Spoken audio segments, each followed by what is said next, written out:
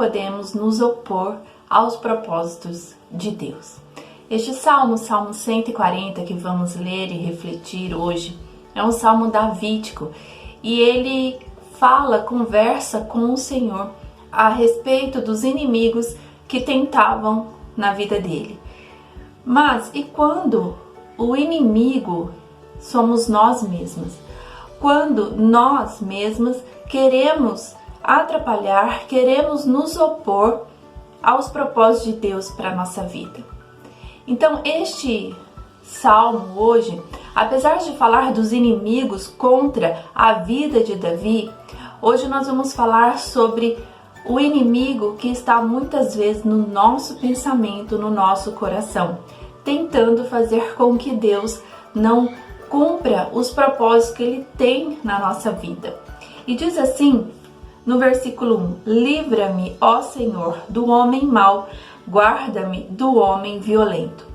No capítulo 139, no último versículo, fala assim, e vê se há em mim algum caminho mau e guia-me pelo caminho eterno. Quando nós clamamos assim ao Senhor, pedindo para que Ele nos mostre se há ainda algo mal no nosso coração, nós partimos para este primeiro versículo do Salmo 140.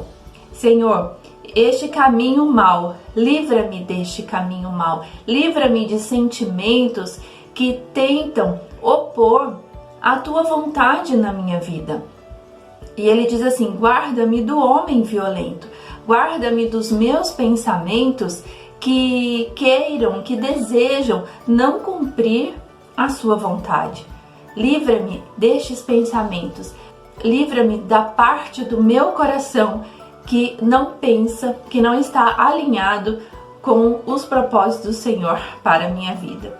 E no versículo 2 diz assim, os quais pensam o mal no coração, continuamente se ajuntam para a guerra. O nosso pensamento, ele começa a colocar diariamente o assunto que quer atrapalhar, o medo, o desânimo, a falta de fé. E estes pensamentos, eles começam a criar um barulho no nosso pensamento tão grande que começamos até a nos esquecer dos propósitos que Deus tem para a nossa vida. O versículo 3 diz assim, aguçaram a língua como a serpente, o veneno das víboras está debaixo dos seus lábios. Os nossos pensamentos começam a ser expressados em nossos lábios. E no livro de Tiago, no Novo Testamento, ele fala sobre o poder da língua, para o bem e para o mal.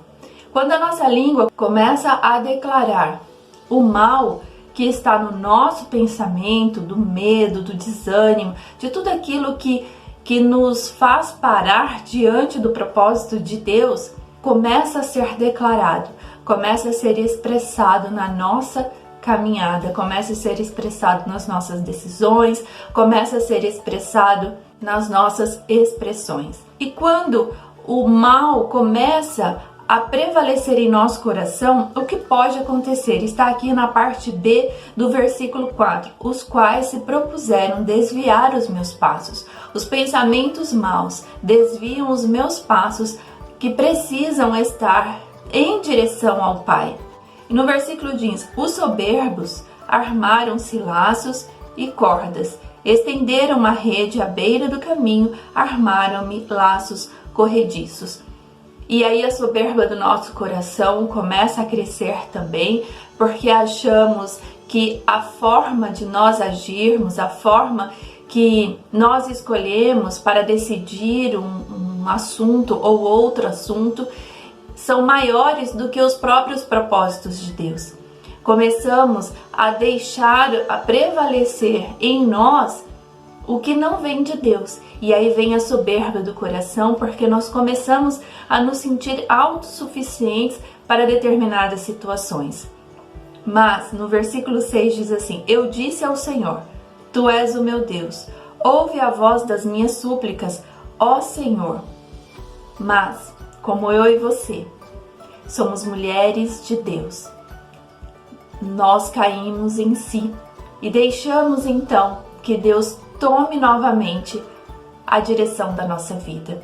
E clamamos assim ao Senhor: Tu és o meu Deus, ouve a minha voz, porque começamos a perceber que os nossos maus caminhos não chegarão ao propósito de Deus.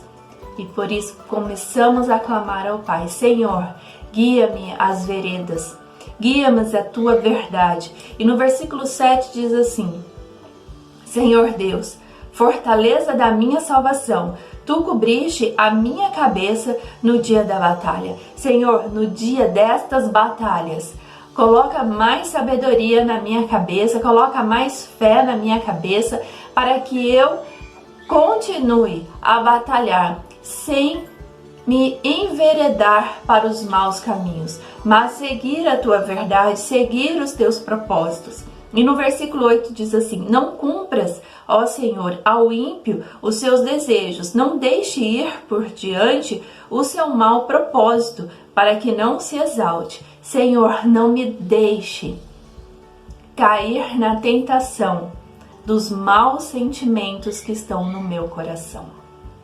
Não permita, Senhor, que os desejos maus do meu coração sejam concretizados. Livra-me das tentações. E no versículo 10 e 11, há consequência dos inimigos. Eles colhem os resultados de suas próprias insensatez.